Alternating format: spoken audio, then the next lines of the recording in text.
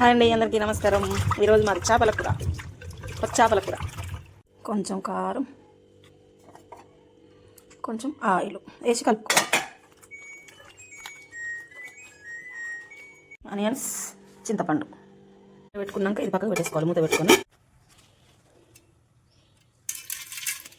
పోపు గింజలు,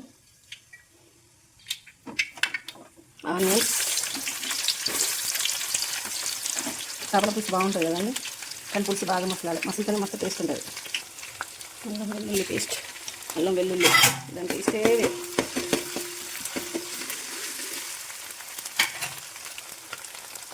పచ్చి ధనియాల పొడి, ఇది ఫ్రై చేసుకున్న వేయించిన ధనియాల పొడి, కొంచెం గరం మసాలా, జీలకర్ర మెంతుల పొడి, ఇవన్నీ వేసి కొంచెం ఇంగువ కూడా వేసుకోవాలండి. ఎందుకంటే చింతపండు ఇప్పుడు అందరికి పడట్లేదు కదా, అందుకోసం కొంచెం ఇంగువ, పసుపు, కారం వల్ల కొంచెం వేసుకున్నాం కదా, దీంట్లో కూడా ఇప్పుడు కారం వేసుకోవాలండి, లేకపోతే కారం వాసన వస్తుంది. నేనైతే ఇట్లా వేసుకుంటా, మీరు ఎట్లా వేసుకుంటారో మరి. కారం, ఉప్పు మాత్రం ఇప్పుడు వేయండి, దింపే ముందు వేస్తాయి, ఎందుకంటే ముక్కలు పడుతుంది కదా.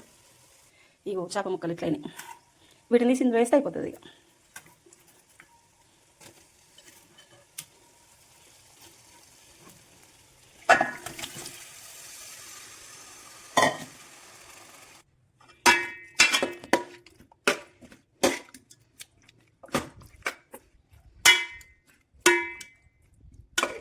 కొద్దిసేపు అయిన తర్వాత, కొద్దిగా ఒక 5 నిమిషాలు అయిన తర్వాత పులుసు పోసుకుంటే సూపర్.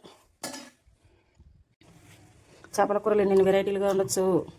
పులుసు మసిలేటప్పుడు కూడా చేపలు వేసుకోవచ్చు, ప్లస్ చేపలకు ఫస్ట్ మసాలాలన్నీ పట్టించి కూడా తర్వాత పులుసు పోసుకోవచ్చు.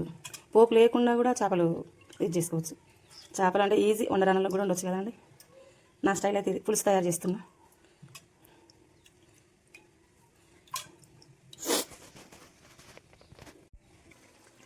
ఉడకబెట్టేసి నేను ఈ పులుసు పోసుకోవడమే. ఇక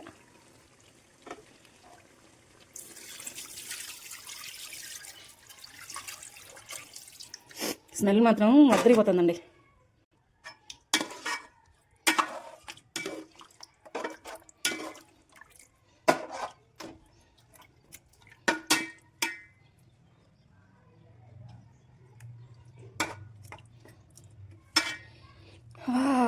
బాగుంది కదా, మీరు కూడా ఇట్లనే చేస్తారా? ఇంకొక 10 నిమిషాలు ఉడకబెట్టినామంటే చేపల కూర రెడీ అయిపోయిందండి. చేపల కూర ఆయిల్ పైకి వచ్చింది చూడండి, ఉడికేసినాయి, తొందర ఉడికేస్తాయి ఇవి. లైక్ చేయండి, సబ్స్క్రైబ్ చేయండి, కామెంట్ పెట్టండి. మీరు కూడా ఇట్లనే ఉంటారా, ఇంకా వెరైటీ ఉంటారా చెప్పండి.